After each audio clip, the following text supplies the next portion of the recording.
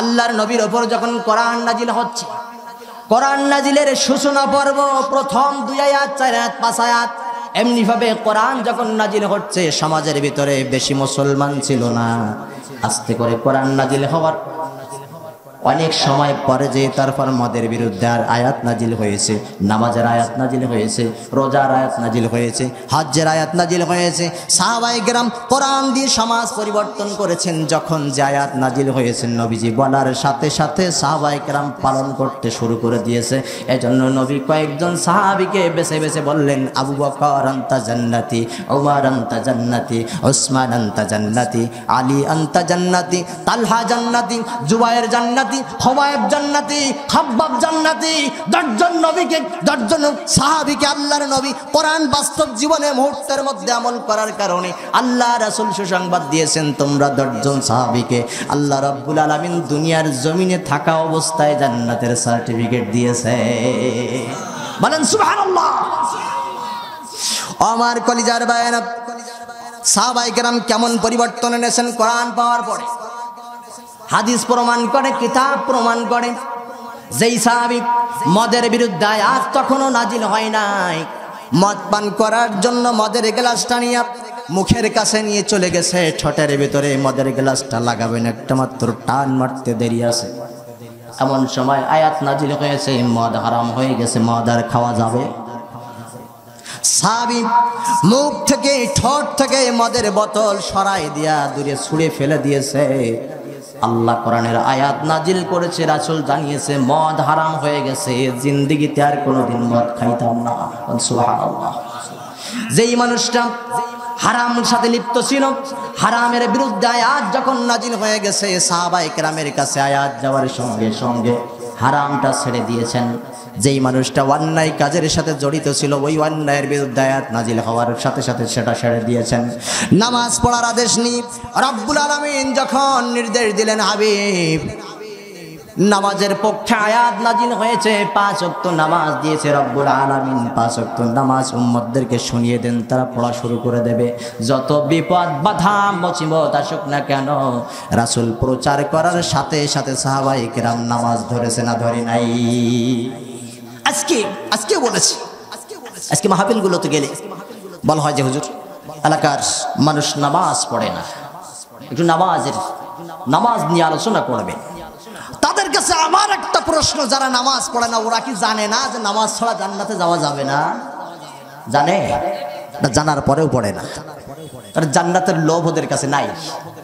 এদের কাজ দেখলে মনে হয় যে বাবা মুসলমান হয়েছিল, ছোটবেলায় মা দোলনায় বসে পড়িয়েছিল, পড়ো লা ইলাহা ইল্লাল্লাহ, পড়েছিলাম, তাহলে মনে হয় মুসলমান হয়ে গেছি। আহা, এত সোজা মুসলমান হও? আল্লাহ যে শর্তগুলো দিয়েছে, মারা লাগবে না? আল্লাহ রাব্বুল আলামিন বলছেন, ইয়া আইয়ুহাল্লাযীনা আমানুত্তাকুল্লাহ হাক্কা তুকাতিহি ওয়া লা তামুতুন্না ইল্লা ওয়া আনতুম মুসলিমুন। আওয়াজ দিয়ে বলি আল্লাহু আকবার। আমার আল্লাহ ডাক দিয়ে বলছেন, ইয়া আইয়ুহাল্লাযীনা আমানু, মনের চোখ লাগায়া কান খুলে শোনেন, আল্লাহ কাদেরকে ডাকছেন? ইয়া আইয়ুহাল্লাযীনা আমানু, হে ঈমানদাররা তোমরা শোনো। হাক্কা তুকাতিহি, ইত্তাকুল্লাহ, আমি আল্লাহকে ভয় করো। হাক্কা তুকাতিহি, যেমনি ভাবে আমি আল্লাহকে ভয় করলে আল্লাহকে ভয় করার মতো মানাই। শর্ত দেওয়ার পরে অবশেষে রব্বুল আলামিন বলছেন, মুসলমান না হয়ে মরো না। আমার আশ্চর্য লাগে এই আয়াতের তাফসীর যখন দেখি, এই আয়াতের ব্যাখ্যা যখন দেখি, একটা জায়গায় আমি আশ্চর্য হয়ে যাই, মাথা ঘুরে যায়। রব্বুল আলামিন শুরুতে ইয়া আইয়ুহাল্লাযীনা আমানু না বলে ইয়া আইয়ুহাল্লাযীনা কাফারু, ইয়া আইয়ুহাল মুশরিকুন, ইয়া আইয়ুহাল কাফিরুন, ইয়া আইয়ুহাল ফাসিকুন, এইভাবে রব্বুল আলামিন ডাকতে পারতেন, তোমরা যারা এখনো মুসলমান হও নাই, মুসলমান হয়ে নাও, কালিমা পড়ে নাও। কিন্তু রব্বুল আলামিন শুরুতে ডাকছেন, ইয়া আইয়ুহাল্লাযীনা আমানু, হে তোমরা যারা ঈমান এনেছো, কালিমা পড়েছো, তোমরা শোনো, মুসলমান না হয়ে মরো না। আল্লাহর কোরআনের আয়াতের ব্যাখ্যা বিশ্লেষণ ছাড়াই বোঝা যায়, ঈমান আনলেই মুসলমান হওয়া যায়। ঈমান আনলেই মুসলমান হওয়া যায় না, মাঝখানে শর্ত মানা লাগবে। ইত্তাকুল্লাহ, কাকে ভয় করো? সবাই বলেন, কাকে ভয় করো? বলে যে ব্যক্তি আল্লাহকে ভয় করতে পারে সে কি নামাজ ছাড়তে পারে? যে ব্যক্তি আল্লাহকে ভয় করে, ভয় করার মতো সে কি সুদ খাইতে পারে? আজকে মাহফিলগুলোতে গেলে অনেক জায়গায় বলে হুজুর আমাদের এলাকার মানুষ হাড়ি খায়। মাঝে একদিন বলছে এক জায়গায় আমাদের এলাকার মানুষ হাড়ি খায়। আমি বলছি যে নিজের জমি করতে পারে না, অন্যরও দিয়ে করায়। হাড়ি খায় এটা তো সব জায়গায় আছে। বলে সে জমির হাড়ি খায় না, টাকার হাড়ি খায়। আছে না নাই? বলে হুজুর একটি সুদের বিরুদ্ধে কথা বললেন। সমাজে সুদ বেড়ে যাচ্ছে, গরিব মানুষ আরো গরিব হচ্ছে, ধনীরা ধনী হচ্ছে। ধনী হইলে কি হবে?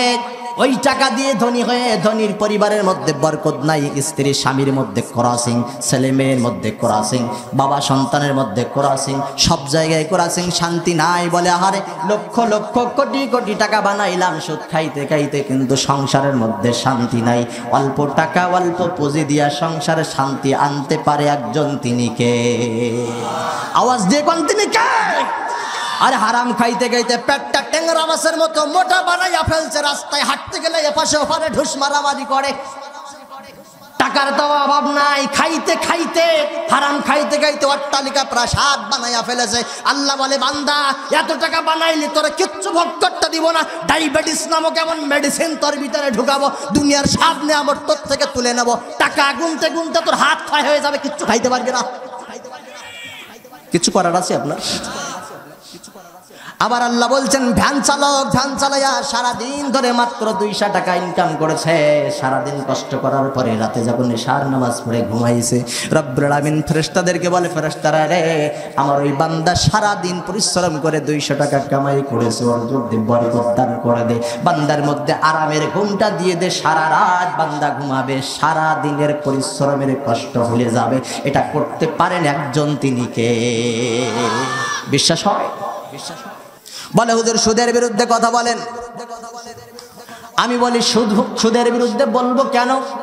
সুদ খাইলে যে আমি সুদের বিরুদ্ধে যেই কথা বলবো, সুদখোর কি কথা জানে না? শুনি নাই কখনো? আরে সুদ খাইলে যে নিজের মায়ের সাথে জেনা করা হয়, এটা কি সুদখোর জানে? জানার পরেও খায়। নবীজি বলছেন একটা কাজে সুদের খাইলো 36 বার নিজের মায়ের সাথে জেনা করলো। ও ভাই আপনাদের কাছে প্রশ্ন করতে চাই, সুদের বিরুদ্ধে নতুন করে কথা আমি কি করে বলবো? যেই বেচারা জানে একবার মায়ের 1 টাকা সুদ খাইলে 36 বার নিজের মায়ের সাথে জেনা করার গুনাহ হয়, এটা জানার পরেও যে ছাগল খায়, ও কি আমার অজে মানুষ হবে নাকি? যে জানে সুদ খাইলে মায়ের সাথে জেনা করা হয়, এটা জানার পরেও যদি ও খায়, তা আমার অজে কি মানুষ হয়?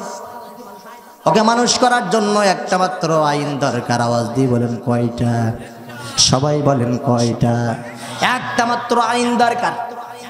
একটা আইন যদি জমিনে প্রচার হয়ে যায়, একটা আইনে সুদটা বন্ধ করে দিতে পারে।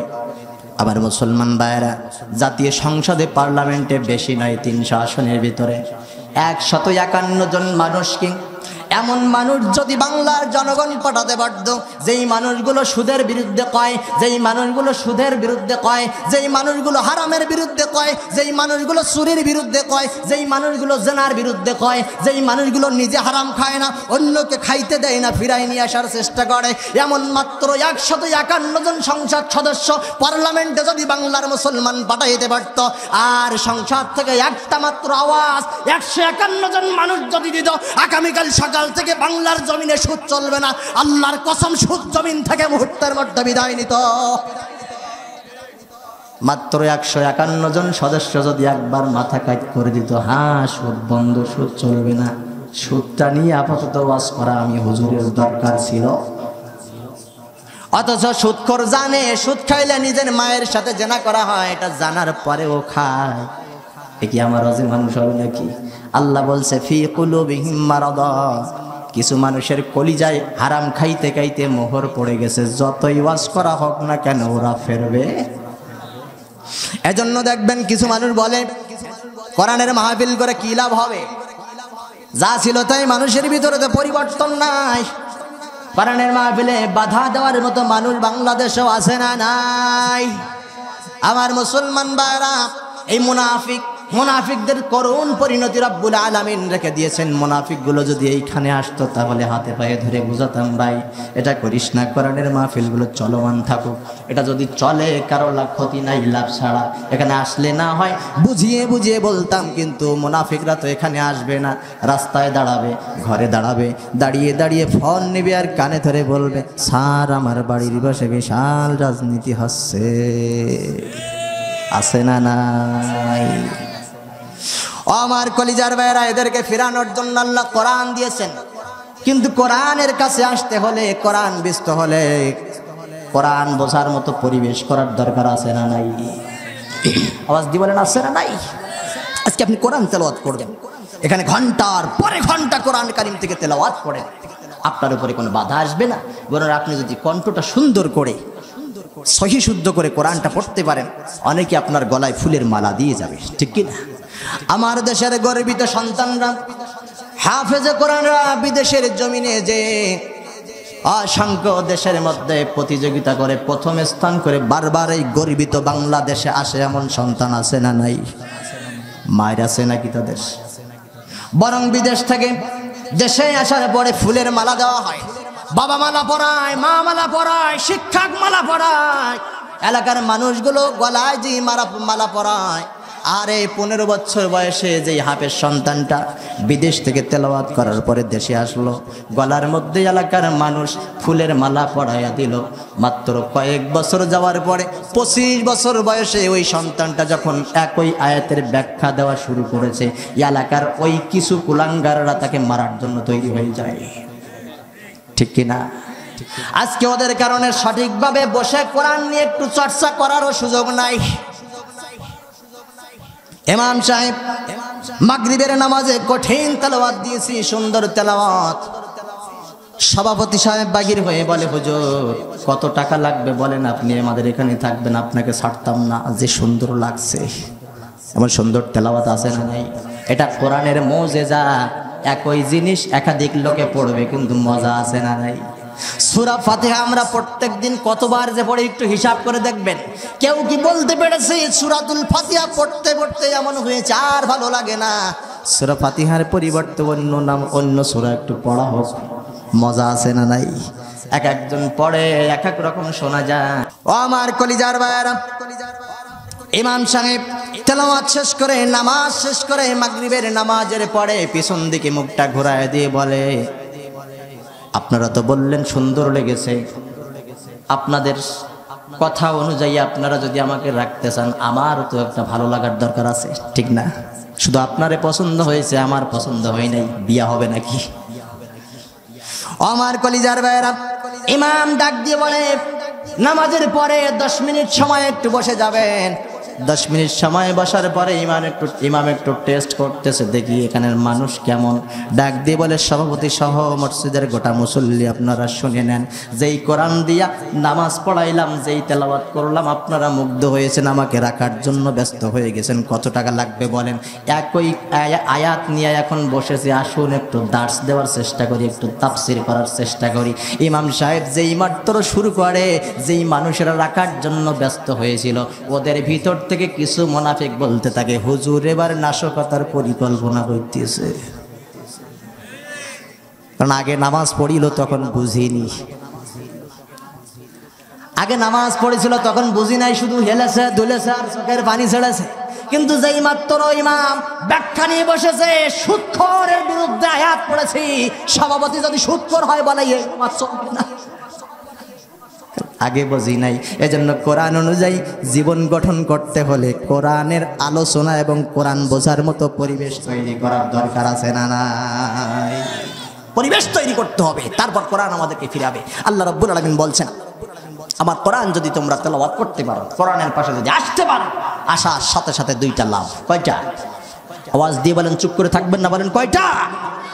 আল্লাহ রাব্বুল আলামিন বলেন ইন্নামাল মুমিনুনাল্লাযীনা ইযা যুকিরাল্লাহু ওয়াজিলাত কুলুবুহুম ওয়া ইযা তুলিয়াত আলাইহিম আয়াতুহু যাদাতুহুম ঈমানা ওয়া আলা রাব্বিহিম ইয়াতাওয়াক্কালুন।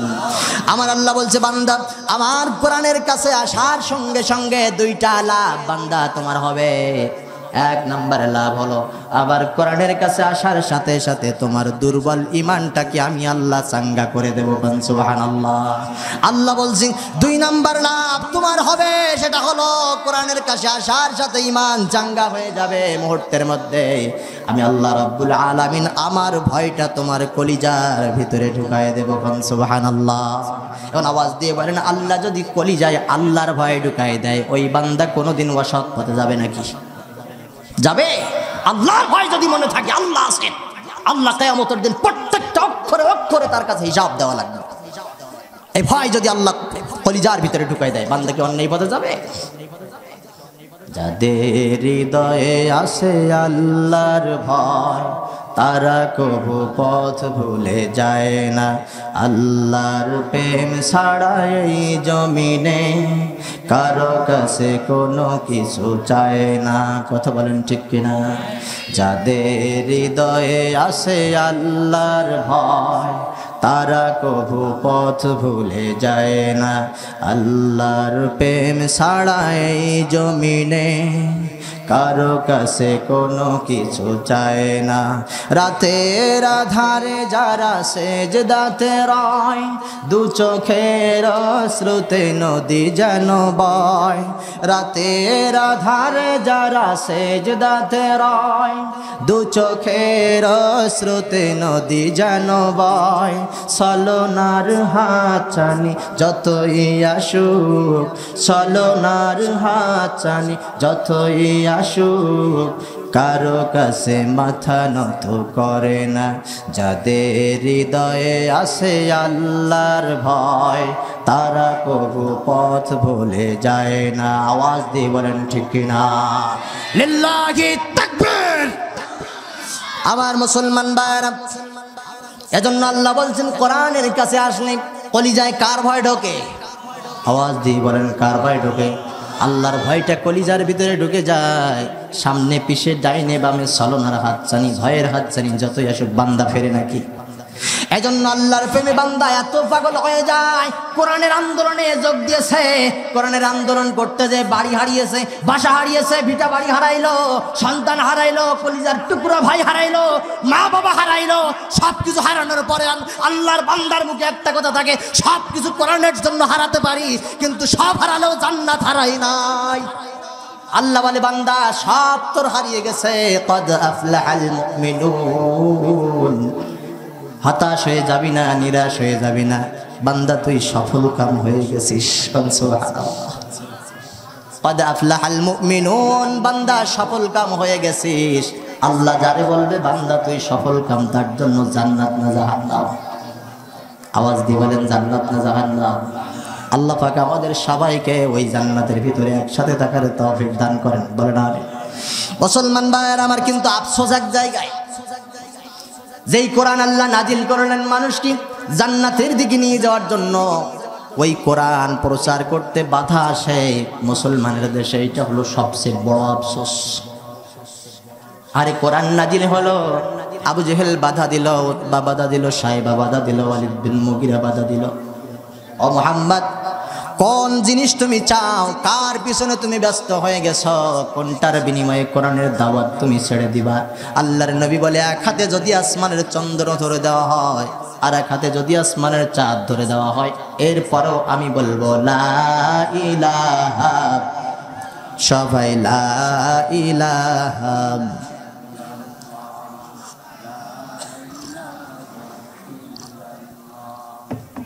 মুসলমান ভাইরা আমার, নবীজি কোরআনের দাওয়াত দিচ্ছেন। আবু জেহেল, আবু লাহাব, উতবা, সাইবা বলে মুহাম্মদ, নবীজি সাফা পাহাড়ের উপরে উঠছেন, মানুষদেরকে ডাকছেন। সকলে ছুটে আসছে, বলে কি বলবা মুহাম্মদ? বলে তোমাদের পিছনে শত্রু অপেক্ষা করতেছে। বলে ঠিক আছে, তুমি তো সত্য কথা ছাড়া বলো না, তাহলে যুদ্ধের পরিস্থিতি নিতে হবে। বলে যে না, এই শত্রু সেটা না, এটা আল্লাহ পাকের পক্ষ থেকে তোমাদের বিপক্ষে তোমাদের শত্রু আছে। সুতরাং তোমরা যদি ফিরে না আসো, কোন দিকে ফিরে আসতে হবে? বলতে হবে লা ইলাহা, আর আওয়াজ দিয়ে বলেন লা ইলাহা। এই জামানার কিছু মানুষের মতো তখনকার জামানার ওই আবু জেহেল বলেছিল, মুহাম্মদ তোমাকে সত্যবাদী বলে জানি, তুমি মিথ্যা কথা বলো না এটা আমরা জানি, তুমি একটা ভালো মানুষ এটা আমরা জানি, কিন্তু মুহাম্মদ এইবার কিন্তু তুমি নাশকতার পরিকল্পনা করতেছো। আবু তালেবের কাছে ডাক দিয়ে বলে, আবু তালেব তোমার ভাতিজাকে ফিরাও, সে আমাদের মূর্তির বিরুদ্ধে কথা বলে, নেতার বিরুদ্ধে কথা বলে, মানতে পারবো না, তোমার ভাতিজাকে ফিরাও।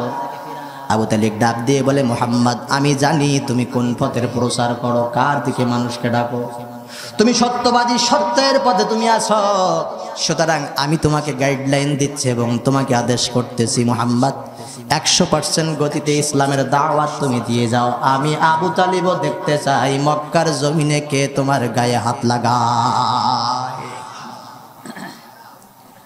ও আমার কলিজার ভাইয়েরা, আল্লাহর নবী কালিমার দাওয়াত দিয়ে যাচ্ছেন দিনের পরে দিন। নবুয়ত পাওয়ার পর থেকে 3 বছর নবীজি গোপনে গোপনে প্রচার করলেন। আল্লাহ বলেন, বন্ধু এই মুহূর্তে প্রকাশ্য যাওয়া যাবে না, কারণ একা একা মক্কার জমিনে আপনি আপনার কাছে কোরআন দিয়েছি, চতুর্দিক থেকে শত্রু আসবে, ঠেকানোর মানুষ। 3 বছর গোপনে কাজ করার পরে রব্বুল আলামিন ডাক দিয়ে বলছেন, বন্ধুরে পক্ষে কিছু মানুষ তৈরি হয়ে গেছে, আপাতত তোমারে যদি মারে তারা ঠেকাইতে পিছনে তোমার পিছনে হাজির হয়ে যাবে, এজন্য আর গোপনে নয় প্রকাশ্যভাবে ময়দানে কোরআনের দাওয়াত ছড়িয়ে দাও। নবীজি কোরআনের দাওয়াত দিচ্ছেন, একে একে অসংখ্য মানুষ ইসলামের সুশীতল ছায়াতলে আশ্রয় নিয়েছে। দেখতে দেখতে নবুয়তের 7টা বছর পার হয়ে গেছে। কয় বছর? কথা বুঝতেছেন? কয় বছর? 7 বছর পার হয়ে গেছে নবুয়তের 7ম বর্ষে। নবুয়তের 7ম বর্ষ যখন আসছে, আল্লাহর নবী দেখেন ষড়যন্ত্র কিভাবে আসার, কোথা থেকে আসে। আল্লাহর নবীজি কোরআনের দাওয়াত দিয়ে যাচ্ছেন, হঠাৎ করে আবু জেহেল, আবু লাহাব, উতবা সাহেবারা এরা একত্রিত হয়ে মক্কার জমিনে দারুন নাদওয়ায় বসে সিদ্ধান্ত নিয়েছে মুহাম্মদকে আর কোরআন তেলাওয়াত করতে দেওয়া যাবে। সুতরাং তেলাওয়াত তো করতে দেওয়া যাবে না, যারা শুনতে চায় বলতে চায় প্রত্যেককে বাধা দিতে হবে। রব্বুল আলামিন কি সুন্দর কোট করে জিবরাইল আলাইহিস সালামের মাধ্যমে আমার রাসূলকে জানিয়ে দিয়েছেন। আল্লাহ পাক রব্বুল আলামিন বলছেন, হাবিব ওরা কিন্তু আপনার বিরুদ্ধে প্রাথমিক পর্যায়ে ষড়যন্ত্র করেছে। সুবহানাল্লাহ, গোপনে বসে ষড়যন্ত্র করত, মুহূর্তের মধ্যে আল্লাহ আমার রাসূলের কাছে জিবরাইলের মাধ্যমে ফাঁস করে দিত। বলেন সুবহানাল্লাহ। কারণ আমার রাসূল এমন রাসূল, সব নবী রাসূলদের কাছে কোন নবীর কাছে জিবরাইল আলাইহিস সালাম জীবনে একবার আসছেন, নবুয়ত দিয়ে গেছেন, আর কখনো আসেন নাই। কারো কাছে 2 বার আসছেন, 3 বার আসছেন। মুসা নবীর কাছে সবচেয়ে বেশি আসছেন, সেই বারটা ছিল 400 বার। কতবার? সেখানে আপনার আমার নবীর কাছে জিবরাইল আলাইহিস সালাতু ওয়াস সালাম নবুয়তের 23 বছরের ভিতরে একাধারে আসছেন 24,000 বার। অর্থাৎ আপনার আমার রাসূলের পিছনে জিবরাইল আলাইহিস সালাম সারাক্ষণ লেগেই থাকত। আল্লাহ মুহূর্তের মধ্যে তাদের গোপন ষড়যন্ত্রটা ফাঁস করে আমার রাসূলকে জানিয়ে দিতেন। সুবহানাল্লাহ। জিবরাইল আলাইহিস সালাম আসলেন, ডাক দিয়ে বলেন, ওয়াকালাল্লাযীনা কাফারু লা তাসমাউ লিহাযাল কুরআন ওয়ালগাউ ফীহি লাআল্লাকুম তাগলিবুন। আওয়াজ দিয়ে বলি আল্লাহু আকবার। আল্লাহ ডাক দিয়ে বলে, হাবিব ওরা কিন্তু গোপনে বসে ষড়যন্ত্র করেছে। নবীজি বলছে, জিবরাইল কি ষড়যন্ত্র করছে? জিবরাইল আলাইহিস সালাম ডাক দিয়ে বলে, ওয়াকালাল্লাযীনা কাফারু, কাফাররা ষড়যন্ত্র করেছে, সিদ্ধান্ত নিয়েছে, লা তাসমাউ লিহাযাল কুরআন, কোরআনের বাণীগুলো তারা শুনবে না। শুধু শুনবে না তাই না, ওয়ালগাউ ফীহি লাআল্লাকুম তাগলিবুন, যেই জায়গায় কোরআনের আলোচনা হয় ওই জায়গায় ওরা বিশৃঙ্খলা লাগাবে যাতে অন্য মানুষও শুনতে না পারে। কাদের ষড়যন্ত্র? নিজেরা শুনবো না কিন্তু অন্যদেরকে শুনতে দিব না। আছে না নাই? আজকে আছে না নাই? ওরা কিন্তু আসবে না এখানে, কিন্তু এটা চায় না যে আরো মানুষ শুনুক। আমার কলিজার ভাইরা, আল্লাহ রাব্বুল আলামিন বলে, হাবিব টেনশন করেন না, ওদের ষড়যন্ত্র আমি আল্লাহ ওদের দিকে ফিরিয়ে দেব। আমাকারু ওয়া মাকারাল্লাহ ওয়াল্লাহু খায়রুল মাকিরিন। আওয়াজ দিয়ে বলেন আল্লাহু আকবার। আল্লাহ বলছে হাবিব টেনশন করেন না, রেজুলেশনে স্বাক্ষর হয়ে গেছে। আবু জেহেল স্বাক্ষর করেছে, কেউ কোরআন শুনবে না। আবুল হাব স্বাক্ষর করেছে, উতবা স্বাক্ষর করেছে, সাইবা স্বাক্ষর করেছে, ওয়ালিদ বিন মুগিরা স্বাক্ষর করেছে। নবী বলে আল্লাহ আমি কি করব? আল্লাহ বলে হাবিব টেনশন করেন না, আপনি প্রতিদিনের মতো ঘরের ভিতরে রাতে তেলাওয়াত শুরু করে দেবেন। তাদের কলিজার ভিতরে যন্ত্রণা ঢুকাইয়ে দেব আমি একজন, তিনি কে? ওখান থেকে সিদ্ধান্ত নিয়ে আসছে আর কেউ কোরআন শুনতে যাবে। রাত যখন গভীর হয়েছে, আমার নবীর কণ্ঠের কোরআনের আওয়াজটা আল্লাহ বাতাসের মাধ্যমে আবু জেহেলের কানে পৌঁছাই দিয়েছে। সুবহানাল্লাহ। আবু জেহেল শুধু বালিশে ডাইন পাশে যায়, বাম পাশে যায়, ঘুমাইতে পারে না। কলিজার ভিতরে আগুন লেগে গেছে। মুহাম্মাদের তেলাওয়াত না শুনলে তো ঘুম হয় না। এদিকে রেজুলেশনে স্বাক্ষর করে আসছি, আমি যাব না, কিন্তু আরো একটা ব্যাপার আছে। রায় দেখুন বাজে 1টা, 2টা, 2:30, গভীর রাত্রে মক্কার জমিনে আর কোনো শিয়াল কুত্তাও হয়তো জেগে নেই, সবাই ঘুমাই গেছে, সব মানুষ ঘুমাই গেছে। সুতরাং আমি একা একা যদি মুহাম্মাদের ঘরের কিনারায় দাঁড়াইয়া কোরআন শুনি, কেউ দেখতে পাবে না। আওয়াজ দিয়ে বলেন না এই ফয়সালা কার?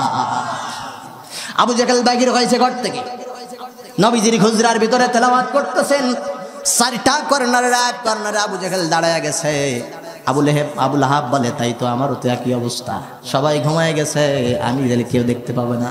আবুল হাব এক কর্নার দখল করছে, উতবা দখল করছে। 4 জন কাফের মিলা নবী তেলাওয়াত করতেছেন হুজরার ভিতরে। 4 কর্নারে 4 জন কাফের। আল্লাহ পাক এমন কাফের দাঁড় করে আছেন যারা মক্কার জমিনে একজন প্রধানমন্ত্রী, একজন রাষ্ট্রপতি, একজন স্বরাষ্ট্রমন্ত্রী, এমন দায়িত্বপ্রাপ্ত 4 জন কাফেরকে দিয়া রব্বুল আলামিন আমার নবীজির সিকিউরিটির জন্য ঘরের 4টা কর্নারে লাগাই আল্লাহ নবীকে বলছেন হাবিব আজকে সারা জীবনের মতো মনের থেকে আজকে শান্তি মতো তৃপ্তি সহকারে আপনি তেলাওয়াত করেন, কারণ আজকে তেলাওয়াতে আপনার বাধা দেওয়ার মতো কেউ থাকবে না। কারণ মক্কার জমিনের প্রধানমন্ত্রী থেকে শুরু করে রাষ্ট্রপতি সকলকে দিয়া ঘরের 4টা কর্নারে আমি আল্লাহ পাহারাদার লাগাইছি। আল্লাহু আকবার। আবু জেহেলের মতো মানুষ, আবুল হাবের মতো মানুষ যখন ঘরের কর্নারে কোরআন শোনে, আর একজন নেতা এসে কি আমার রাসূলকে মারতে পারবে? পারবে? আল্লাহ বলে হাবিব তৃপ্তি সহকারে আপনি তেলাওয়াত করেন, কারণ মক্কার একদম নামধারী কাফেরদেরকে দিয়া ঘরের 4টা কর্নারে পাহারাদার লাগাইছি। আল্লাহু আকবার। এক পর্যায়ে ফজরের আজান হয়ে যাবে। আবু জেহেল বলে আর যদি থাকি সকাল হয়ে গেলে মানুষের চোখে ধরা পড়ে যাব, আর থাকা যাবে না, বাগির হয়েছে। আবুল হাবের একই চিন্তা, 4 জন কাফেরের একই চিন্তা। এক এক করে বাগির হয়। আবু জেহেলের সাথে আবুল হাবের দেখা। ও নেতা, কালকে না স্বাক্ষর করলে? আবু জেহেল ধমক দিয়ে বলে তুই এখানে আসলি কেন? তুই না স্বাক্ষর করেছি। ও আবু সুফিয়ান, তুই আসলি কেন? তুই না স্বাক্ষর করেছি। আবু সুফিয়ান ডাক দিয়ে বলে নেতা, নেতাগিরি কিন্তু সব জায়গায় মানায় না, আপনি তো স্বাক্ষর করেছিলেন, আপনি আইছেন কেন? আবু জেহেল বলে মরি তো ওই জ্বালায়, আল্লাহ যে কি জ্বালা মনের ভিতরে ঢুকাইলো, রাত্রে ঘুমাইতে পারলাম না। সুতরাং এইভাবে আর করা যাবে না, গভীর ষড়যন্ত্রে লিপ্ত হতে হবে। দারুণা দোয়ায় আবার একত্রিত হলো। নবুয়তের 7ম বছরে আল্লাহ রাব্বুল আমিন বলছেন ওদের দ্বিতীয় স্টেপের ষড়যন্ত্রের কথা হাবিব আপনি শুনে নেন, ওরা কিন্তু এটা করতে চাচ্ছে। রাব্বুল আমিন ডাক দিয়ে বলেন আল্লাহ রাসূল বলেন আল্লাহ কি সিদ্ধান্ত ওরা নিয়েছে আমাকে একটু জানিয়ে দেন। আল্লাহ রাব্বুল আমিন ডেকে বলছেন ওয়া ইয ইয়ামকুরু বিকাল্লাযীনা কাফারু লিয়ুসবিতুকা আও ইয়াকতুলুকা আও ইউখরিজুক ওয়া ইয়ামকুরুনা ওয়া ইয়ামকুরুল্লাহ ওয়াল্লাহু খায়রুল মাকিরিন।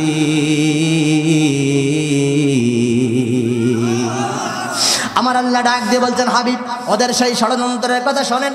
একটা আয়াতের ভিতরে আল্লাহ 3টা দফার কথা বলেছেন, 3টা ষড়যন্ত্র করেছে। কয়টা? বন্ধু, ওদের 1ম নাম্বার ষড়যন্ত্র হলো লিয়ুসবিতুক। ও হাবিব, ওদের তোমার 1ম নাম্বার ষড়যন্ত্র হলো কোনোভাবে ওরা পারলো না, এবার ওরা তোমাকে বন্দি করবে। কি করবে? জেলখানার ভিতরে বন্দি করবে। করেছিল না করি নাই?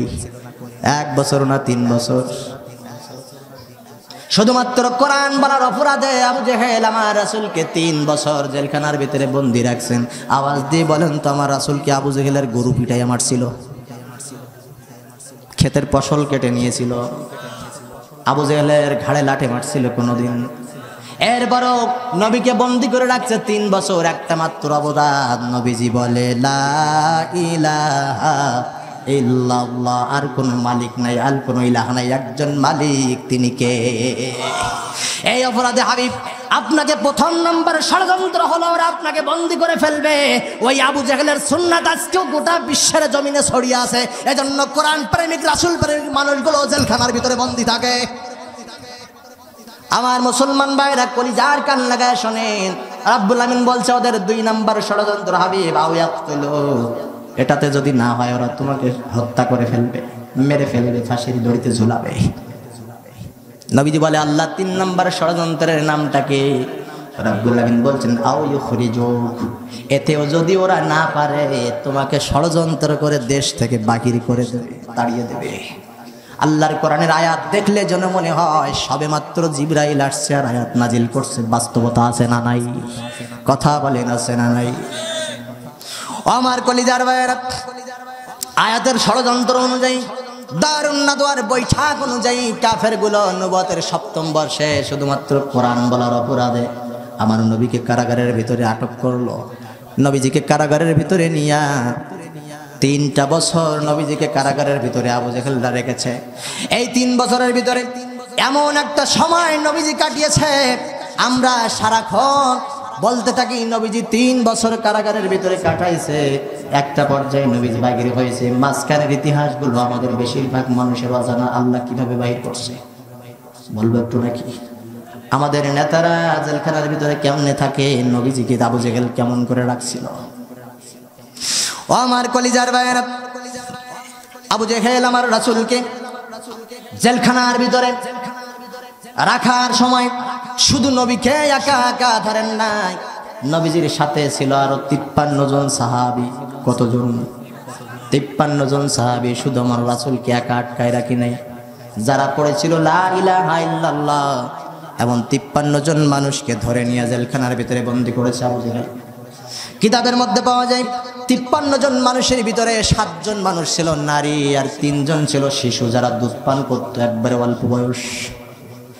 এই 53 জন মানুষকে নিয়ে জেলখানার ভিতরে দিল।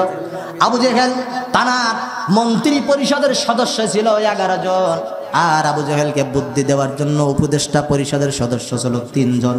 আওয়াজ দিয়ে বলেন কয়জন? 3 জন বুদ্ধিদাতা, উপদেষ্টা, তাদের বুদ্ধি অনুযায়ী চলতো। আবু জেহেল তাদের সাথে পরামর্শ করে বলল, আমরা মুহাম্মদকে ধরব শুধুমাত্র আটক করে রাখার জন্য। সেই নেতারা পরামর্শ দিল, হ্যাঁ তাকে আটক করে রাখতে পারেন। নবীজিকে ধরা হলো।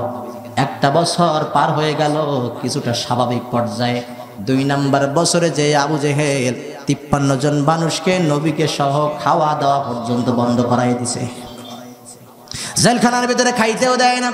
এমন এক পরিস্থিতি তৈরি করেছে, যারা খাবার নিয়ে জেলখানার দরজায় যায় তাদেরকে গ্রেফতার করে জেলখানার ভিতরে নেওয়া হয়। এমন একটা পরিস্থিতি তৈরি হয়ে গেছে, নবী মুহাম্মদ সাল্লাল্লাহু আলাইহি ওয়াসাল্লামের সাথে যারা দেখা করতে যায় তাদেরকেও ফিরে আসতে দেওয়া হয় না। ইসলামের কর্মী বলে জেলখানার ভিতরে ঢুকাই দেওয়া হয়। আছে না নাই? আমার কলিজার ভাইয়েরা, গভীর মনোযোগ দেন, কলিজার কান লাগান। আল্লাহর নবী 2 বছর জেলখানার ভিতরে, 2 বছর যখন পড়েছে, এক পর্যায়ে খাওয়া দাওয়া বন্ধ করে দেওয়া হয়েছে। নবীজি হাদিসের ভিতরে বলেন, ওই সময় আমাদের এমন অবস্থা হয়েছিল, ওই সময় হয়েছিল জেলখানার ভিতরে বাবলা গাছের পাতাগুলো পর্যন্ত চিবাইয়া আমরা রস খেয়েছি। বাবলা গাছের পাতা খাইতে খাইতে ছাগলের পায়খানা যেমন শক্ত হয়ে যায়, আমাদের পায়খানাগুলো শক্ত হয়ে গেছে। পানি শূন্যতার কারণে 10 দিন 15 দিন পর্যন্ত একজন সাহাবীর প্রস্রাব বন্ধ হয়ে যায়। আবার সে প্রস্রাবের সাথে রক্ত আসা শুরু হয়ে গেছে পানি শূন্যতার কারণে। মায়ের বুকের ছোট শিশু বাচ্চাগুলো দুধের যন্ত্রণায়, দুধ নাই মায়ের স্তনে, কষ্টে জর্জরিত শিশুরা কান্না করতে থাকে। কিতাবের ভিতরে আসছে, ওই মায়েরা শিশুদেরকে নিজের গালের ঠোঁটটা শিশুদের গালের ভিতরে ঢোকাই দিয়া চুষাইয়া বাঁচাইয়া রাখার চেষ্টা করে যাচ্ছে। নবীজি জেলখানার ভিতরে কান্দে, আল্লাহ আমি কষ্ট করি কোরআনের দাওয়াত দেওয়ার জন্য, আমার সাহাবীরা কি করেছে। আল্লাহ গো 7 জন মহিলা কি করেছে, তারা তো নারী, তারা তো সহ্য করতে পারে না, তার হৃদয় বিদারক হলো 3 জন শিশু যারা সবেমাত্র জন্মগ্রহণ করেছে ভূমিষ্ঠ হয়ে দুনিয়ার ভিতরে আসছে, তারাও জেলখানার ভিতরে। আল্লাহ তারা কি অপরাধ করছে? নবীজি জেলখানার ভিতরে কান্দে কান্দে আমার দয়ার নবী মক্কার জেলখানায়, বাংলার জেলখানায় আছে না নাই? কান্দে আমার দয়ার নবী মক্কার জেলখানায়, কাফেররা ধরলো আমার দয়ার নবীকে, কয়দিন পরে দিল খাওয়া বন্ধ করিয়ে, কাফেররা ধরলো আমার দয়ার নবীরে, কয়দিন পরে দিল খানা বন্ধ করিয়ে। আরশ পানে চাইয়া নবী ডাক দিয়ে কয় আল্লাহ, শত বিপদ আসলেও আমরা তোমায় ভুলবো না। পড়েন লা ইলাহা, আর জোরে লা ইলাহা লা ইলাহা। আল্লাহ বলে বন্ধু আমার দুঃখ করো না, তোমার উম্মত দিয়া দিব দুনিয়া ভরপুর করিয়া। বলেন আল্লাহু আকবার। আল্লাহ বলে বন্ধু আমার দুঃখ করো না, তোমার উম্মত দিয়া দুনিয়াটা দেব ভরপুর করিয়া। আবু জেহেল ধ্বংস হবে, থাকতে পারবে না, হতাশ হয়ো না গো নবী, নিরাশ হয়ো না। পড়েন লা ইলাহা, আর জোরে লা ইলাহা লা ইলাহা ইল্লাল্লাহ মুহাম্মাদুর রাসূলুল্লাহ। ভাইরা কষ্ট হচ্ছে? কষ্ট হচ্ছে আপনাদের? চলবে কিছু সময়? বলেন ইনশাআল্লাহ। আওয়াজ দিয়ে বলেন ইনশাআল্লাহ। আমাকে চিনেন কারা কারা? হাত তোলেন তো। আল্লাহু আকবার। তা আমি তো হ্যাট্রিক করছে আমার এই স্টেজে এবার। পরপর 3 বছর এখানে আসার পরে অনেকের বাসায় যাওয়ার জন্য আমার ডেকেছেন, অনেকে দেখা করতে গেছেন, গরজ করে হুজুরের সাথে একটু দেখা করি, আমার জন্য একটু দোয়া করি। অনেকে দোয়া চেয়েছেন, সবার জন্য দোয়া হবে। আমি যতক্ষণ আছি মঞ্চে, আপনারা মাঠে আছেন তো ইনশাআল্লাহ? আওয়াজ দিয়ে বলেন থাকবেন তো? আল্লাহ কবুল করুক, বলেন আমিন। ও আমার কলিজার ভাইয়েরা, নবীজি জেলখানার ভিতরে কান্দে, আল্লাহর নবীকে খাবার দেওয়া হয় না, নবীজি খাইতে পারে না, গাছের পাতাগুলো নবীজি চিবাইয়া চিবাইয়া খায়। সাহাবায়ে কেরামের প্রস্রাবের সাথে রক্ত আসা শুরু হয়েছে পানি শূন্যতার কারণে। মায়ের কোলে দুধের বাচ্চাগুলো না খাইয়া শুকাইয়া যাচ্ছে, মরণ পথে চলে যাচ্ছে। এমন পরিস্থিতি যখন চলে আসছে, আমরা তো জানি আল্লাহর নবী 3 বছর জেলখানার ভিতরে ছিল। 3 বছরের ভিতরে কি হয়েছে না হয়েছে এই ইতিহাস আমাদের অজানা। এজন্য কিছু কথা আজকে আমি আপনাদেরকে জানাতে চাই। আবু জেহেলের উপদেষ্টা পরিষদের সদস্য ছিল কয়জন? সবাই বলেন। 3 জন উপদেষ্টা পরিষদের সদস্য। 3 জন উপদেষ্টা পরিষদের সদস্যের ভিতরে একজনের নাম ছিল হিশাম ইবনে আমর।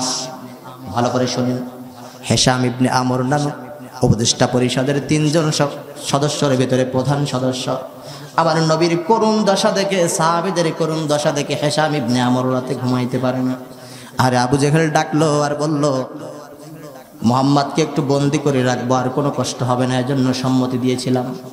আজকে দেখি সেই মুহাম্মদকে জেলখানার ভিতরে 53 জন মানুষ সহ না খাওয়া মারার একটা পরিকল্পনা তৈরি হয়ে গেছে। হিশাম ইবনে আমর ঘুমাইতে পারে না। স্ত্রী ডাক দিয়ে বলে, স্বামী আমার, আপনার বয়স তো 82 বছর। কত বছর? লোকটা কাফের না মুসলমান? সবাই বলে। কাফের লোকটার স্ত্রী ডাক দিয়ে বলে, আপনার স্ত্রী, আমি তো আপনার স্ত্রী, আপনার বয়স তো 82 বছর। এই 82 বছর বয়সে দিনের পরে দিন আমি দেখতেছি আপনি খাওয়া দাওয়া ছেড়ে দিয়েছেন, আপনি ঘুম হারাম করে দিয়েছেন, ঘুমাইতে পারেন না, কারণটাকে একটু বলেন।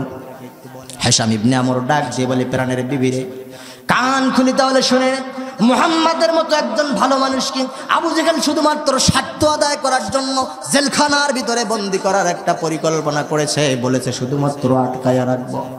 নেতার দিকে তাকায়া বলেছে, ঠিক আছে আটকায় রাখো, কিন্তু 1 বছর পরে দেখি সেই নবী সহ 53 জন মানুষকে জেলখানার ভিতরে খাওয়া বন্ধ করে দিয়েছে। অথচ সেই মানুষগুলো এমন মানুষ, মক্কার জমিনের সবচেয়ে শ্রেষ্ঠ মানুষ। আর আজকে দেখি নেককারগুলো সব জেলখানায়, দুর্নীতিবাজেরাই দেশ চালায়। একথা জোরে বললে বিপদ। এই যন্ত্রের জন্য পারি না, আসতে বলি তো জোরে শোনা যায়। আস্তে আস্তে যে আপনাদের বলবো কিন্তু অনেক দূর পর্যন্ত যায়। আর যা ওরা তো আসে না, গাছের নিচে দাঁড়াই শোনে, আরে হ্যালো করে স্যার হাসছে। হালার পাড়া, তুই তো মুসলমানের মুসলমান, মুসলমানের ঘরের মুসলমান, তোর কাছে সকালবেলা শুনলে তুই বলবি আমি মুসলমান। পাড়া কোরআন থেকে করি তোর চলে, কেমন মুসলমান তুই? ও আমার কলিজার ভাইয়েরা, একজন কাফের মানুষ হিশাম ইবনে আমর ডাক দিয়ে বলে, বিবিরে আর সহ্য করা যায় না। 53 জন মক্কার জমিনের সবচেয়ে শ্রেষ্ঠ মানুষদেরকে ধরে ধরে জেলখানার ভিতরে বন্দি করেছে, না খাওয়া রাখছে। স্ত্রী ডাক দিয়ে বলে, আপনি কি করতে চান? হিশাম ইবনে আমর ডেকে বলে, প্রাণের বিবিরে আর সহ্য করা যায় না, কিভাবে মুহাম্মদকে আবু জেহেলের হাত থেকে বাঁচানো যায় এজন্য প্ল্যান তৈরি করতেছি। সুবহানাল্লাহ, একজন কাফের মানুষ। স্ত্রী ডাক দিয়ে বলেন, ও আমার স্বামী, আপনি তো ভালো করে জানেন আবুল হাবের আবু জেহেলের কোনো মা বাবা নাই, প্রয়োজন শেষ হলেই তাকে কট করে দেয়। আছে না নাই? প্রয়োজন শেষ, আর কাজে লাগবে না, তোমারও কোনো দরকার নাই। ও স্বামী আমার, আপনি তো ভালো করে জানেন আপনি কিন্তু টিকে থাকতে পারবেন না, সুতরাং তাদের বিরুদ্ধে লাইগেন না। আপনি যতই প্রধান উপদেষ্টা হন না কেন, আপনারা কিন্তু বাঁচতে দেবে না। স্বামী ডাক দিয়ে বলেন, এটা তো বুঝলাম, কিন্তু মুহাম্মাদের করুণ পরিণতিতে সহ্য হয় না, কারণ মুহাম্মদ তো মক্কার জমিনে সবচেয়ে ভালো মানুষ। স্ত্রী আমাকে বিদায় দিয়ে দেয়, আমি বাড়ি থেকে বাহির হয়ে যেতে চাই। যতক্ষণ পর্যন্ত মুহাম্মদকে জেলখানা থেকে বাহির করে আনতে না পারবো, ততক্ষণ পর্যন্ত আর বাড়ি ফিরে আসবো না। লোকটা কাফের না মুসলমান। হিশাম ইবনে আমর বাহির হয়ে গেছে। পার্শ্ববর্তী একজন যুবকের ঘরের দরজায় যে হিশাম ইবনে ব্যক্তি ছিল আবু জেহেলের অর্থনৈতিক দালাল। কি দালাল? আবু জেহেল তার বস্ত্র দিয়ে পাঠাই দিত, পার্শ্ববর্তী বাজারে যাবি, বড় একটা দোকান আছে, ওখানে যে তার কাছে চাঁদা চাইবি, 50,000 আনতে পারলি 25,000 তোর, 25,000 আমার, তোরে কে কি করে আমি দেখে নেব, তুই আমার বডিগার্ড হিসাবে থাকবি। আজকের সমাজের কিছু নেতারাও এমন কিছু কুত্তা পালে, কি পালে না? এইরকম হিশাম ইবনে জুহাইর ইবনে আবু মায়ের ছিল আবু জেহেলের অর্থনৈতিক দালাল। অর্থ নিয়ে তার কাছে দিত, অর্ধেক ভাগ, তোরে কি গায়ে হাত দেয় আমি দেখে নেব। জুহাইর ইবনে উমায়ের ঘরের ভিতরে কিছু টাকা পয়সা ছিনতাই করে, ডাকাতি করে নিয়ে ঘরের ভিতরে চলে আসছেন। মা ডাক দিয়ে বলে, জুহাইর রে আয় আমার কাছে আয়, আমি জানি তুই বড় মস্ত বড় নেতা মাস্তান, মক্কার জমিনে অনেক ক্ষমতা তোর, আমি এটাও জানি আবু জেহেলের প্রথম বডিগার্ড তুই। জুহাইর, আজকে তোকে যে টাকা পয়সা নিয়ে আসছে, আজকের থেকে কথা দে, আজকের পর থেকে আর কোনোদিন মানুষের পকেট থেকে ছিনতাই করে টাকা নিবি না। মা বোনেরা গভীর মনোযোগ দিয়ে কান খুলে শুনবেন, আপনার সন্তান কোথা থেকে টাকা নিয়ে আসে, কোথা থেকে এনে সংসার চালায়, মাঝে মধ্যে খোঁজ খবর নেওয়ার দরকার আছে না নাই? জুহাইরের মা ডাক দিয়ে বলে, জুহাইর রে, আজকের পর থেকে আর কোনোদিন ছিনতাই করবি না, মানুষের টাকা নিবি না। জুহাইর, শুনেছি মুহাম্মদ নামক মক্কার জমিনের সবচেয়ে শ্রেষ্ঠ সন্তান সব 53 জন মানুষ জেলখানার ভিতরে না খাওয়া ধুকিয়ে ধুকিয়ে মারতেছে আবু জেহেল, আর তুই সেই আবু জেহেলের বডিগার্ড হিসেবে কাজ করিস। জুহাইর, কথা দে মুহাম্মদকে জেলখানা থেকে বাহির করে আনবি। সুবহানাল্লাহ। জুহাইর তো কথা বলে না। জুহাইরের মা ডাক দিয়ে বলে, ওই মুহাম্মদ যে কোন মুহাম্মদ, তুই কি চিনিস নাকি? হালিমাতু সাদিয়া, সে ছিল আমার কলিজার টুকরা আদরের বোন। মুহাম্মদ যখন হালিমার ঘরে লালিত পালিত হচ্ছিল, আমি এক সময় আমার বোনের বাসায় বেড়াতে গিয়েছিলাম। আমার বোন হালিমা অসুস্থ ছিল 1 সপ্তাহ যাবত। মুহাম্মদ তখন দুধ পান করত, তুইও তখন ছোট ছিলি, ছোট্ট মানুষ, তুইও দুধ পান করত। হালিমা আমাকে ডাক দিয়ে বলেছিল, বোন আমার, মুহাম্মদ তো দুধের জন্য পাগল হয়ে যায়, আমি তো অসুস্থ, দুধ খাওয়াইতে পারি না, তোর তো একটা বাচ্চা আছে, এক পাশে তোর জুহাইরকে খাওয়া আর এক পাশে আমার মুহাম্মদকে খাওয়া। জুহাইর তুই কি জানিস মুহাম্মদ আমার এক পাশে খাইতো, তুই আমার এক পাশে খাইতি। মুহাম্মদ ছোটবেলায় মা বলে আমাকে যে একবার ডাক দিয়েছে, সেই ডাকার কোনোদিন আমি ভুলতে পারি না রে জুহাইর। এমন সময় হেশাম ইবনে আমর ঘরের দরজায় হাজির হয়ে গেছে। ডাক দিয়ে বলে, জুহাইর রে কোথায় তুমি? ঘরের দরজা খুলে দেওয়া হয়েছে। এত রাত তুমি কি ঘুমাও নাই? বলে, চাচা ঘুমাবো কি করে, মুহাম্মদকে নিয়ে ভাবতেছি। ও জুহাইর তুমি কি করে ভাবতেছো, কোন বিষয়ে ভাবো? ও মানে চাচা জুহাইর ডাক দিয়ে বলে, চাচা গো মুহাম্মদকে কিভাবে জেলখানা থেকে বাগির করে নিয়ে আসা যায় এই জন্য ভাবতেছি। হেশাম ইবনে আমর ডাক দিয়ে বলে, সত্যি কি তুমি চাও মুহাম্মদ বাগির হোক? হেশাম ইবনে আমর ডাক দিয়ে বলে, চাচা সত্য মিথ্যা জানি না, কিন্তু মায়ের কাছ থেকে জানতে পেরেছি মুহাম্মদ আমার দুধ ভাই। সুতরাং আবু জেহেল আমি তাকে চেক দিই, আমার বডিগার্ড, আমি বডিগার্ড থাকি বলে আবু জেহেল মক্কার জমিনে ঘুরতে পারে, আবু জেহেলকে মানবো না। মা যখন বলেছে মুহাম্মদ আমার দুধ ভাই, মুহাম্মদকে বাহির করবো, বলেন আল্লাহু আকবার। হেশাম ইবনে আমর ডাক দিয়ে বলে, আবু জেহেল অত্যন্ত শক্তিশালী, পিছনে সেলাবেলা আছে না নাই? আছে না নাই? সুতরাং এখন যে পারা যাবে না, চলো আমাদের আরো লোক সংখ্যা দলে বাড়ানোর দরকার। দুইজন মানুষ গভীর রাতে 82 বছর বয়সের মানুষ জুহাইরকে সঙ্গে নিয়ে বাগির হয়েছে আরো একজন মানুষের কাছে। এই জুহাইরকে সঙ্গে নিয়ে যার বাড়ির দিকে এবার যাচ্ছে, তিনি ছিল আবু জেহেলের আর একজন বডিগার্ড মুতঈম ইবনে আদি নামক একজন ব্যক্তি, তানার কাছে যাচ্ছে। দুইজন ব্যক্তি মুতঈম ইবনে আদির কাছে চলে যাচ্ছে। আল্লাহ রাব্বুল আমিন তার ঘরের ভিতরে আর একটা ঘটনা ঘটাইছে।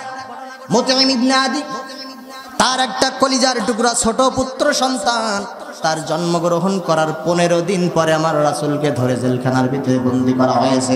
মুতঈম ইবনে আদির এই সন্তানটা জন্মগ্রহণ করার পরে আমার নবী চলে গেছে মুতঈমের বাড়িতে, তোমার সন্তান হয়েছে, তোমার সন্তানটাকে একটু দেখতে এসেছি। মুতঈম ইবনে আদি ডাক দিয়ে বলে, মুহাম্মদ আমার বাড়িতে যখন চলে এসেছ, আমার সন্তানটাকে একটু কোলে করে নাও, আমার সন্তানের জন্য একটু দোয়া করে দাও। হুজুররা গেলে মানুষ দোয়া চায় কি চায় না? পিছনে পিছনে কাঠি দেওয়া মানুষের অভাব নাই, সামনে গেলে বলে বাজার মাথা একটু দোয়া করিয়ে দাও। উরি বেঈমান, তুই পিছনে পিছনে কাটি দিছে, বাচ্চা সামনে এনে বলি সন্তানের জন্য দোয়া করিয়ে দাও। আমার কলিজার ভাইয়েরা, মুতঈম ইবনে আদির সন্তান আমার রাসূল মাথায় হাত দিয়ে দোয়া করে দিয়েছে। কিতাবের ভিতরে আসছে, মুখের ভিতর থেকে লালা নিয়া সন্তানের মুখের ভিতরে ঢুকাই দিয়েছে। সেইখান থেকে শুরু করে সন্তানের মুখ থেকে মিশকাম্বরের ঘেরান বাহির হয়। সুবহানাল্লাহ। নবীজির সওয়াব পাওয়ার কারণে ওই সন্তানটা অন্য সন্তানের তুলনায় একটু ভিন্ন। 4 থেকে 5 মাস বয়স থেকে স্পষ্টভাবে কথা বলতে শুরু করে দিয়েছে। সুবহানাল্লাহ। আরও একটা বৈশিষ্ট্য এই সন্তানের ভিতরে, সন্তান যা বলে সত্য কথা বলে, যেটা বলে সেটাই হয়। সন্তান যদি বলে আজকে মক্কায় বৃষ্টি হবে, সেদিন বৃষ্টি হয়। দুইজন মানুষ রওনা হচ্ছে মুতঈম ইবনে আদির বাড়ির দরজার দিকে।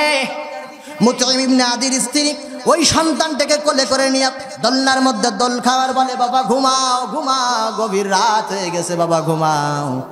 কিন্তু সন্তান আজকে আর ঘুমায় না। এক পর্যায়ে মাকে ডাক দিয়ে বলে, মারে আমি শুনেছি মুহাম্মদ নামক শ্রেষ্ঠ মানুষটা মক্কার জেলখানায়।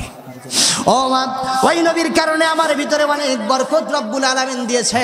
আমার বাবা তো আবু জেহেলের সাথে ঘোরে, আবু জেহেলের বড় একজন নেতা। মা বাবাকে একটু বলো না আমার মুহাম্মদকে যেন বাগির করে নিয়ে আসে। সুবহানাল্লাহ। ছোট্ট সন্তান 1 থেকে 1.5 বছর বয়স। ও মা, শুনেছি আবু জেহেল মুহাম্মদকে না খাওয়ায়া মক্কার জেলখানায় মেরে ফেলতে চায়। মা তুমি শুনে নাও, আমি যেটা বলি ওইটাই কিন্তু হয়। মুহাম্মদকে যদি আবু জেহেল মক্কার জেলখানায় মেরে ফেলে, মুহাম্মদের শোকে আমি কিন্তু মারা যাব, আমি বাঁচব না। যে সন্তান যা বলে তাই হয়। ওই সন্তান মাকে যদি বলে মুহাম্মদ মরে গেলে আমি বাঁচবো না, মায়ের ভয় আছে না নাই? মুতঈম ইবনে আদি গভীর রাতে বাড়িতে আসছে। স্ত্রী ডাক দিয়ে বলে, স্বামী আমার, সন্তানের মুখের ভাষা ওই, যদি একটা মাত্র সন্তান যদি মুহাম্মদকে বাহির করে আনতে না পারো, সকালবেলা কিন্তু ছেলে নিয়ে আর পোটলা পুটলি নিয়ে সোজা বাপের বাড়ি চলে যাব। মুতঈম ইবনে আদির বিপদ আছে না নাই?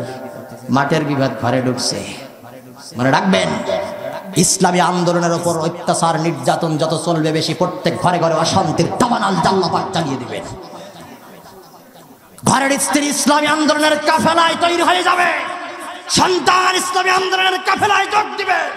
এক পর্যায়ে জীবনের সুখ শান্তি সবকিছু উধাও করে দিয়া রব্বুল আলামিন পরিবার ইসলাম জ্বালায়া দিবে, কিচ্ছু করতে পারবা না। আবার মুসলমান ভাইরা, মুতঈম ইবনে আদির স্ত্রী বলে, আমি আর থাকবো না, যদি মুহাম্মদকে বাইর করতে আনতে না পারো আমি ঘর থেকে বাইর হয়ে যাব। দুইজন ব্যক্তি মুতঈম ইবনে আদির ঘরের দরজায় টোকা মারছে, সাথে সাথে দরজা খুলে গেছে। ডাক দিয়ে বলে, মুতঈম ইবনে আদি রে, কি হলো তোমার, রাতে কি ঘুমায় নাই? বলে, চাচা কি করে ঘুমাবো, আমার ঘরের কাহিনী হলো এই। তাহলে তুমি মুহাম্মাদের জন্য কিছু করতে চাও নাকি? বলে, করতে চাই মানে আমার ছেলের বাঁচা মরার প্রশ্ন। আবু জেহেল থাক যাক সেটা পরের কথা, আমার ছেলের বাঁচা মরার প্রশ্ন, মুহাম্মাদকে বাহির করতেই হবে। আওয়াজ দিয়ে বলেন আল্লাহু আকবার, লিল্লাহি তাকবীর। তিনজন মানুষ তৈরি হয়ে গেছে। তিনজন এবার আবু জেহেলের ভগ্নিপতি মুখতার ইবনে হিশাম, এ ছিল আবু জেহেলের অর্থমন্ত্রী। কি মন্ত্রী? মুখতার ইবনে হিশামের দিকে রওনা হয়েছে তিনজন মানুষ। মুখতার ইবনে হিশাম তার একটা বিপদের মধ্যে আল্লাহ ফেলায় রাখছিলেন। অর্থমন্ত্রীর টাকার অভাব আছে নাকি? টাকার অভাব আছে, কিন্তু আল্লাহ এমন রোগ ভিতরে ঢুকাই দিয়েছে, কোনো ডাক্তারের রোগ ভালো করতে পারে না, কোনো শান্তি নেই, অথচ অর্থমন্ত্রী। একদিন মুখতার ইবনে হিশামের মা ডাক দিয়ে বলে, হিশাম রে, আমার কাছে আয় বাবা, তোরে আমি নিজে একটু ওষুধ দিতে চাই, একটু ট্রিটমেন্ট করি। গ্লাসের মধ্যে একটু পানি নিয়ে একটু মধু মিক্স করে 2 ফোঁটা দুধ গ্লাসের মধ্যে দিয়া, একটা খুরমা খেজুর গ্লাসের মধ্যে দিয়া, মা কি যেন পড়ে পড়ে মুখতার ইবনে হিশামকে বলে, বাবার এই পানিটা খেয়ে দেখ ভালো হস কিনা। সুবহানাল্লাহ বলে। মুখতার ইবনে হিশাম বলে, আমি ওই পানিটা খাইতেছি, আমার গলা দিয়ে কণ্ঠনালী দিয়ে পেটের ভিতরে যাচ্ছে, আর আমি যেন সুস্থ হয়ে যাচ্ছি। তিনজন মানুষ ঘরের দরজায়। মুখতার ইবনে হিশাম আবু জেহেলের অর্থমন্ত্রী, অপরদিকে ভগ্নিপতি, বোন বিয়ে করছে তাই ভগ্নিপতি হয়েছে। ডাক দিয়ে বলে, মুখতার ইবনে হিশাম, তুমি কি ঘুমাও নাই? রাত তো এখন গভীর হয়ে গেছে, এখনো পর্যন্ত তুমি জেগে আছো। মুখতার ইবনে হিশাম ডাক দিয়ে বলে, কি করে ঘুমাইতাম, মা যখন আমার গ্লাসের মধ্যে ফু দিয়া পানি দিল, আমি খাইলাম, আমি এখন সম্পূর্ণ সুস্থ হয়ে গেছি। মায়ের কাছে জানতে চাইলাম, মা তুমি কি পড়ে ফু দিয়েছ? বলে, বাবা কিচ্ছু পড়ি নাই, যেই মুহাম্মাদকে মারার জন্য আবু জেহেল ষড়যন্ত্র করে জেলখানার ভিতরে খাওয়া বন্ধ করে দিয়েছে, ওই আবু জেহেল জানে না মুহাম্মদ কি জিনিস। মুহাম্মদ যেই কালিমা পড়ে পড়ে মানুষকে ইসলামের দিকে ডাকতো, ওই কালিমা শুধু পড়েছি আর গ্লাসে একটা ফু দিয়েছি। বলেন সুবহানাল্লাহ। মুখতার ইবনে হিশাম, তুমি কি মুহাম্মাদের জন্য কিছু করতে চাও? মুখতার ইবনে হিশাম ডাক দিয়ে বলে, অর্থমন্ত্রী হলে কি হবে, ভগ্নিপতি হলে কি হবে, দুনিয়ার কোনো ডাক্তার আমাকে ভালো করতে পারিনি। মুহাম্মাদের মুখের বুলি পড়ে আমার মা পানি পড়ে দিয়ে যখন ভালো হয়ে গেছে, তাহলে মুহাম্মদ নিজে যদি পড়তো তাহলে কেমন হতো। সুতরাং আর দেরি করতে চাই না, মুহাম্মদকে জেলখানা থেকে বাহির করতে হবে। মানুষ হয়েছে কয়জন? 4 জন। এরা সাধারণ মানুষ না, একজন স্বরাষ্ট্রমন্ত্রী, একজন অর্থমন্ত্রী, একজন পররাষ্ট্রমন্ত্রী। আল্লাহু আকবার। কারণ তারা সবাই জানে মুহাম্মদ ভালো মানুষ না খারাপ মানুষ। আমার কলিজার ভাইরা, এরা 4 জন মিলে চিন্তা করলো আর একজন মানুষের কাছে যাইতে হবে, যেই মানুষটার নাম হলো যায়মা ইবনে আসওয়াদ। কি নাম? যায়মা ইবনে আসওয়াদ। তারা 4 জন মিলে যায়মা ইবনে আসওয়াদের কাছে গিয়েছিল। সে ছিল আবু লাহাবের স্বরাষ্ট্রমন্ত্রী। কোন মন্ত্রী? স্বরাষ্ট্রমন্ত্রী। বিদেশি যত কারবার সব সেই একা টেকাল দিত। স্বরাষ্ট্রমন্ত্রীর কাছে 4 জন ব্যক্তি যাওয়ার পরে দরজায় নক করার সাথে সাথে দরজা খুলে গেছে। ও স্বরাষ্ট্রমন্ত্রী, তুমি কি ঘুমাও নাই? স্বরাষ্ট্রমন্ত্রী ধমক দিয়ে বলে, আর আসার সময় পাইলে না? এখন তোমাদের আসার সময় হয়েছে। কয়, কারণ কি? কেউ তো রাগ করো না, তুমি চাতো কেন? ডাক দিয়ে বলে, আমি রাগ করার কারণ হলো আমি স্বপ্ন দেখতেছিলাম, ঘুমের ভিতরে মুহাম্মাদের সাথে আমি কোলাকুলি করতেছি। আওয়াজ দিয়ে বলেন আল্লাহু আকবার। ও 4 জন মানুষ, তোমরা কি দেখতে পাও না মুহাম্মদ আমার ঘরের ভিতরে স্বপ্নের ভিতরে আসছে, আমি মুহাম্মাদের সাথে কোলাকুলি করতেছি।